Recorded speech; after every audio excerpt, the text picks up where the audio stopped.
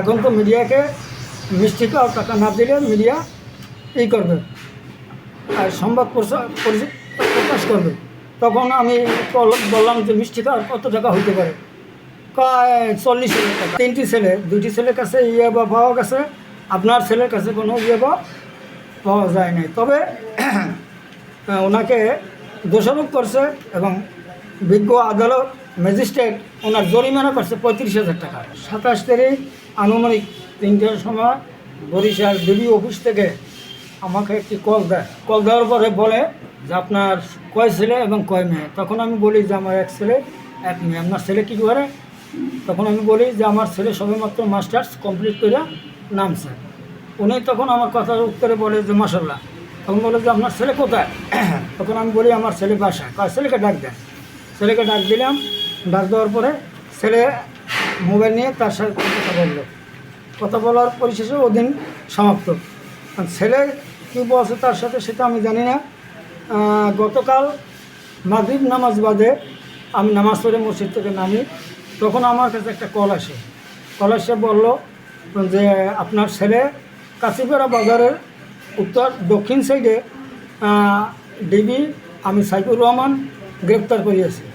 2টি ছেলে, 3টি ছেলে, 2টি ছেলের কাছে বা পাওয়া গেছে, আপনার ছেলের কাছে কোনো বা পাওয়া যায় নাই। তবে ওনাকে দোষারোপ করছে এবং বিজ্ঞ আদালত ম্যাজিস্ট্রেট ওনার জরিমানা করছে 35,000 টাকা।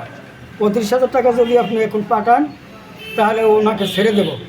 তখন আমি স্বেচ্ছায় রাজি হয়ে আমি বললাম যে আমার তো বাসায় কোনো টাকা নেই, আপনি 9,000 টাকা, আমি 9,000 টাকা দিতে পারি। হ্যাঁ, 9,000 টাকা দেন, বাকিটা 10 মিনিটের মধ্যে পাঠিয়ে দেন।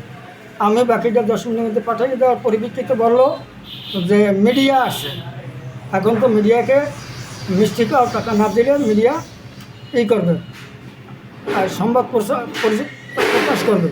তখন আমি বললাম যে মিষ্টি খাওয়ার কত টাকা হইতে পারে, প্রায় 40,000 টাকা। আমি 40,000 টাকা তো আমার কাছে নেই, ধার উদ্ধার করে পাঠিয়ে দেন, নয়তো আপনার মান সম্মান থাকবে না।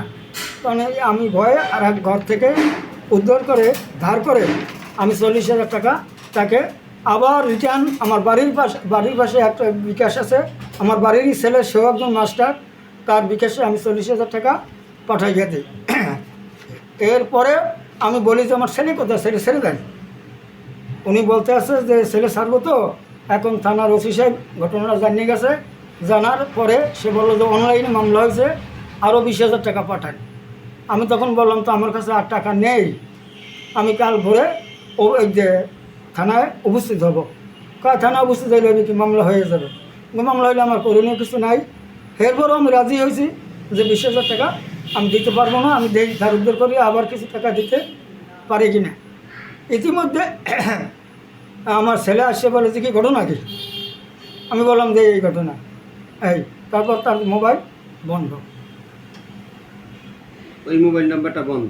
হ্যাঁ, ওই মোবাইল নাম্বার যে নাম্বারে টাকা নিছে সেটাও বন্ধ, ওনারও নাম্বার বন্ধ। উনি বলছে যে আমি মোট কত টাকা নিছে আপনার কাছে? মোট 75,000 টাকা নিছে, মোট 75,000 টাকা খরচা সহ। আচ্ছা, আমরা একটু তুষার আপনার কাছ থেকে জানতে চাচ্ছিলাম যে আসলে এই বিষয়ে আপনি একজন সংবাদকর্মী হিসেবে আসলে বিষয়টিকে কীভাবে দেখছেন? বিষয়টি আসলেই খুবই দুঃখজনক। কারণ হচ্ছে গিয়ে যে পরিমাণে এখন ব্ল্যাকমেইল প্লাস হানি ট্র্যাপ সারা বাংলাদেশে যেভাবে ছড়িয়ে পড়েছে, মানে আমি একজন সংবাদকর্মী হিসেবে বলতে চাই আমাদের আসলে নিরাপত্তা কোথাও নাই। আমি প্রশাসন এবং বাকি যারা আছে ঊর্ধ্বতন কর্মকর্তা তাদের কাছে আমার একটাই আবেদন, যে পরিমাণে আপনার এই প্রতারণা বাড়তেছে।